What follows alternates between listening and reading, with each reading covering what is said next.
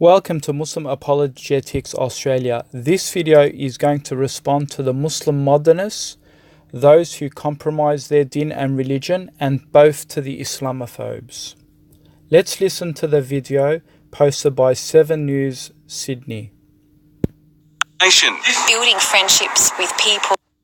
Teenagers often need guidance. Here's the advice being given to this group of Australian girls. Any friendship that is not built on the fear of Allah Azza wa Jal is only going to lead to hellfire.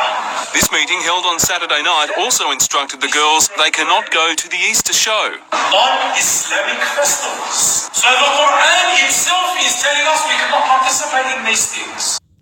Okay, so here is the argument. And this argument constantly comes up on most of the anti-Islamic pages, and some of the modernists actually go against the verse in the Quran that says do not take the Christians and the Jews as friends. Now, what does the Quran actually mean here? Does it mean someone you just randomly see in the street and, you can't say hi to them? Of course not. The Quran is speaking about true companionship, such as close companions, close friends, and so forth. So there's a saying, you are who you hang out with. And, there are other terms such as, dogs hang with dogs. Not that I'm calling disbelievers dogs, but I'm showing that if you hang around with a certain individual, you become like them. And it's interesting, even Pauline Hanson doesn't even participate in Muslim festivals. Does the 7 News go after Pauline Hanson? Because Pauline Hanson was invited to a Muslim iftar party and she refused. But does now, Channel 7 and all these media outlets go after Pauline Hanson and say, how dare you, break the bridges with Muslims? How dare you refuse an invitation to a Muslim Eid party that was broadcasted even on national TV? Do they go after her? And do they go after her secularism and her liberalism and her democracy that apparently teaches cohesion and integration? No, they didn't go after her. But notice how they pick on Muslims and minorities. So just like Westerners have values like Pauline Hanson and she has standards, then Islam also has standards. Yes, we can say hello to non-Muslims, we can greet them in the street and say, how are you? But we're not supposed to take them as personal companions and personal friends where we share each other's secrets and sit with one another in the sense that we're very close companions. That's not what Islam teaches. Even on Facebook, you see, people say, oh, they got friends. They got many friends. Some people add about 300 or 400 people on their friend list. Are they all friends with them? No. But you'll see they only have 3 or 4 close companions, even on Facebook. And that's what Islam teaches, that your close companions are supposed to be the Muslims. And how does that even impinge on Western values? It's not as if, Muslims are trying to impose their faith on non-Muslims. No, they're keeping to themselves. They're practicing what they believe to themselves. Yet even that is being impinged on. They used to tell Muslims, oh, look, don't try and involve your religion in society and culture and things like that. Keep religion to yourself. Well, fine. I want to keep religion to myself and I want my religion to choose for me who I can friend and who I can't. And that's my personal life. So why are you getting involved in that? Oh, now they want to still get involved in that, even if it's your personal choice and your personal, reason to follow a particular religion that wishes for you to have only Muslim close companion friends. It's interesting because if you even look in the Bible, it says, do not yoke yourself with disbelievers. And it even says, and I'll put the hyperlink below this video and you can look at the verses in the Bible. It says, if a person who does not hold the teachings of the Bible, do not even invite him into your home. Do not even sit with them if they're preaching a teaching that is different from you. So if I'm a Muslim and I preach Islam, apparently, according to the Bible, I can't come into your home. But of course, you see the Christians have modernized. They've left their biblical teachings and they're now becoming secular democratic. Yeah, if you go back to their roots, that's what their own Bible teaches them. You know, it's interesting how, you know, they're saying, oh, you know, this sheikh is saying do not participate in their festivals. Yet the non-Muslims are saying we shouldn't even participate in halal butchers and buy from Muslims and eat from their halal meats. So why the double standards? Why, when it comes to Muslims, you're like, oh, we shouldn't be participating in their festivals, in their Eids, because they worship a different God. But then when Muslims say things such as don't participate in the non-Muslim festivals, you somehow now have something against that. I mean, notice the double standards here.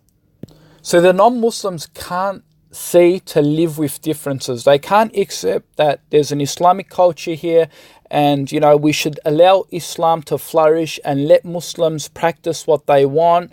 If they want to indulge in things that are forbidden to them in this country, they can remove themselves from it, whether it be festivals or discos or parties, or whether it's eating pork or whatever, or drinking alcohol at bars. I mean, they don't want to give Muslims the freedom to exercise their religion, to abstain away from these things. I mean, does that make them non-Australian? Of course it doesn't, because Australia is part of many diverse cultures and many diverse religions, each to their own. So why are you now enforcing Muslims to participate in your festivals and your culture?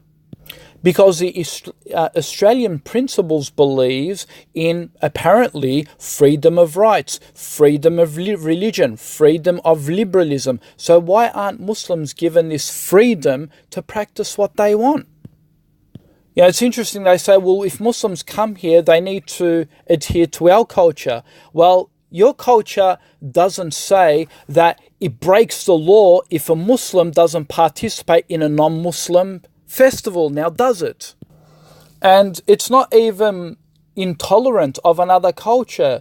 No, it's not, because, you know, Muslims aren't getting up and saying you need to end these festivals, or, you know, we need to partition to stop it. Muslims aren't even saying that. They're keeping to themselves and saying, well, if you want to go do your own festivals, that's fine, but we're encouraging Muslims to not participate. So how is that any different from you saying, for example, don't participate in a halal festival, or don't participate buying halal from Muslims? How is that any different? Why is one discriminatory while the other one isn't? Part of Australian culture is to follow the law of the land, and as long as we're not breaking any laws, then why are you now having an issue with Muslims? So let's continue with the video. Next, advice on personal grooming. An action as simple as plucking the eyebrows earns a person the cross of Allah. The lecture was called A Girls' Youth Night.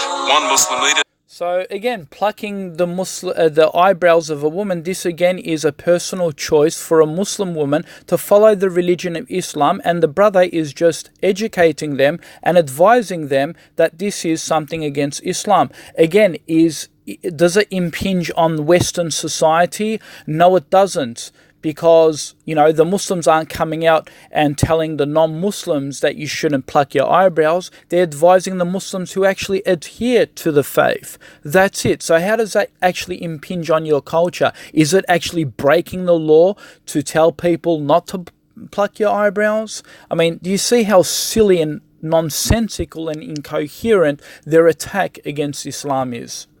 Let's continue. Today branded it inappropriate and totally unacceptable. We live in Australia. We live in a Christian country. We need to be part of this society. We need to interact. We need to show the real self. The lecture has been described. Okay, so notice what they do now. This is part of the propaganda, yeah? They get reformist Muslims to speak on behalf of Muslims. And these are people like Sheikh Tawhidi, or these fake imams who come out and say, well, you need to not practice your religion if it's impinging upon Western culture. And it's not impinging on Western culture, as I've provided evidence here. And this is my message to that fake sheikh who is a reformist, a modernist that comes out condemning these Muslims for doing this, it actually makes you wonder on the history of Islam, when the pagan Quraysh were unhappy that the Prophet Muhammad was challenging their culture and values, morals and ethics, in the time, 1400 years ago. This new wave of Prophet Muhammad's ideas was causing too much grief for the pagans at the time, because it wasn't just challenging their gods, but also their way of life. So the elders of the Quraysh would come to meet the Prophet to try and cut a deal with him, such as, we'll worship you Allah and your way of life for 1 year, then the following year you worship our gods and our way of life, culture and values. In which case, did the Prophet Muhammad compromise and reconcile his faith in order to please the Quraysh as modernists do today, like that sheikh that you just saw? Certainly not. And so the verse was revealed, in the name of Allah, the most beneficial, the most merciful, say, "Oh, you who turn away, I do not worship that which you worship, nor do you worship what I worship, and I will not worship what you worship, nor will you worship what I worship. Your way is yours, and my way is mine." This is how the Prophet Muhammad was taught to respond back to the pagan Quraysh, yet today's modernists do completely the opposite. They first see if the Islamic value is compatible with Western values. If it does not agree, then they reconcile and either say of one of two things. Either the verse in question is outdated, doesn't apply today, and that includes the hadith, or they put a different spin on the verse to give the verse a complete different meaning in order to please today's pagan Western Quraysh. See, the Prophet Muhammad never bent his neck down in order to satisfy the Quraysh. He was stern and remained steadfast on his beliefs and never tried to bend the verses of the Quran in order to please the disbelievers. Yet today's modernists compromise almost everything in the din in order to fit in with disbelieving values and systems.